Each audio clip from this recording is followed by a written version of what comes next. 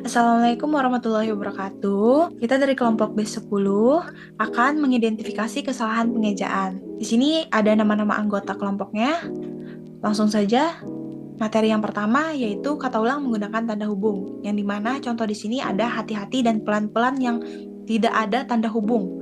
Maka contoh kata ulang yang benarnya harus memakai tanda hubung, hati-hati pakai tanda hubung, pelan-pelan memakai tanda hubung, dan lama-lama memakai tanda hubung. Kenapa? Karena untuk bertujuan agar makna kata lebih jelas dan tidak menimbulkan kesalahan tafsir.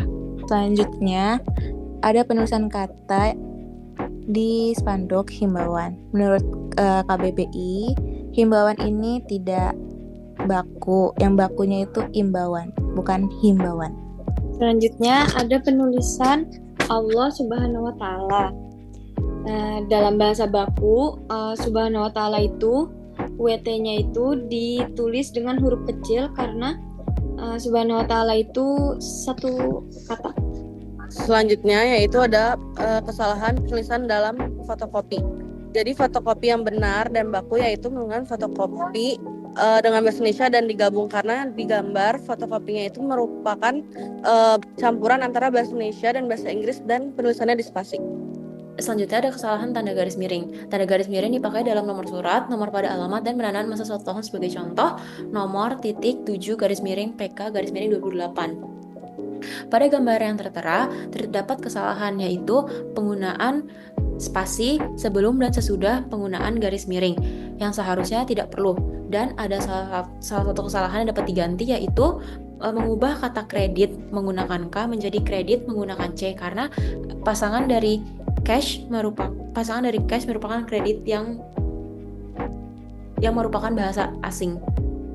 Baik, selanjutnya terdapat kesalahan berbahasa di tertera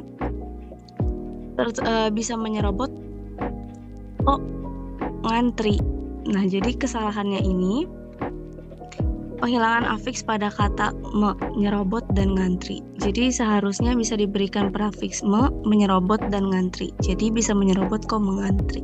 Selanjutnya ada kesalahan penulisan kata baku. Di sini kita ada contoh penulisan kata merek MERK, sedangkan menurut KBBI kata baku yang tepat itu adalah merek MEREK. Lalu yang sering salah juga yaitu resiko, sedangkan di KBBI yang benar itu kata bakunya adalah risiko. Selanjutnya ada kesalahan pada kaidah penulisan imbuhan. Pada contoh ditulis keterangan di spasi jual. Kenapa harusnya kata yang benar adalah disambung dengan jual. Jadi sebagai imbuhan kata kerjanya. Kesalahan tanda koma. Menurut Pedoman Umum Ejaan Bahasa Indonesia atau PUBI, tanda koma digunakan dalam beberapa situasi berikut. Yang pertama, yaitu memisahkan unsur dalam suatu daftar. Yang kedua, yaitu memisahkan anak kalimat dari induk kalimat. Yang ketiga, yaitu memisahkan kata seru, kata sapaan, atau kata penghubung antar kalimat. Ada juga contoh di sini dari yang digambar, yaitu dari penggunaan koma dari sampaikan keluhan, koma, kritik, dan saran tanda melalui bla bla bla bla bla. Itu yang kedua juga ada silakan koreksi kami, itu tanpa H, jadi pada silakan. Selanjutnya di sini ada penulisan tanda kutip yang dimana penggunaan Jumat dengan apostrof merupakan bentuk yang tidak baku. Terjadi karena pengaruh transliterasi dalam bahasa Arab di mana kata Jumat memiliki huruf ain yang kadang-kadang ditulis dengan tanda kutip dalam bahasa Latin. Contohnya itu pada kata Senin, tulisan yang benarnya adalah Senin, dan Jumat yang memiliki tanda ain yang benarnya adalah Jumat tanpa tanda ain. Selanjutnya ada gabungan kata. Jadi secara umum gabungan kata termasuk istilah khusus ditulis terpisah. Contohnya adalah cendera mata, duta besar, dan orang tua. Aturan ini berlaku untuk kata yang terdiri dari dua unsur dan tetap memiliki makna jelas meskipun dipisah.